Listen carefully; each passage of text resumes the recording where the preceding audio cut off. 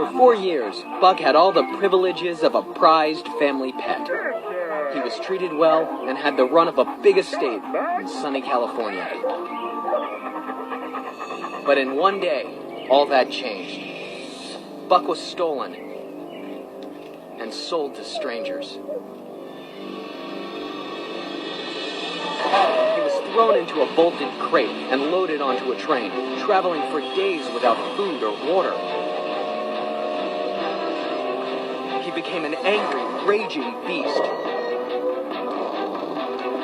When his crate was finally open, he leapt at his captors with 140 pounds of fury, but the shock of a club sent him to the ground with a pain he had never known before. Soon he was on a ship, and with each day, he could feel it getting colder and colder. Of course, Buck couldn't have known, but he was on his way to Alaska, where gold had been discovered. Animals were needed to pull sleds up there, and dogs were bought and sold by the thousands. In Alaska, his new owner put a harness on him, like the ones he saw on horses back home. Now, he was a working animal.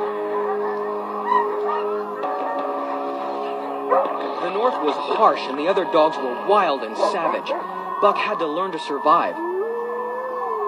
At night, he burrowed under the snow for a warm place to sleep. He stole food when he was hungry, and he challenged any dog who threatened him, including Spitz, the leader of the team. The two dogs became fierce rivals, and they fought for the top position in the pack, until one vicious battle left Spitz dead, and Buck, the new leader of the team. Buck grew stronger and stronger each day, leading his team through thousands of miles of wilderness.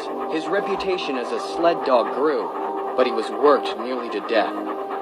Finally, he could go no further.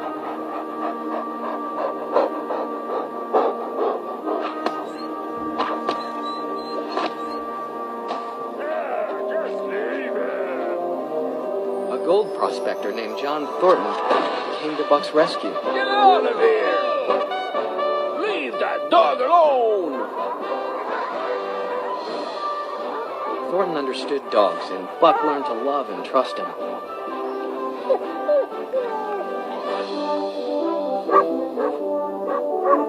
With Buck's help, Thornton found a lost gold mine and spent long days gathering his fortune.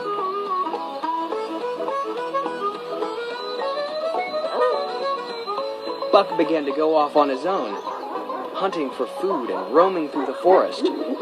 More and more, he was becoming an animal of the wild, like his ancestors. When he returned to camp one day, Buck saw something that was almost too painful to bear. His beloved friend Thornton had been murdered. Full of grief and rage, Buck took his revenge on the killers.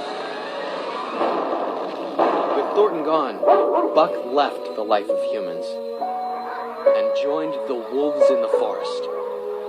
He had been hearing the call of the wild since he came up north, and now he was ready to answer it. As the years passed, Buck became a legend to the native tribes. They call him Ghost Dog, and they say he returns once a year to the same stream and howls a long cry as if he's calling to a friend.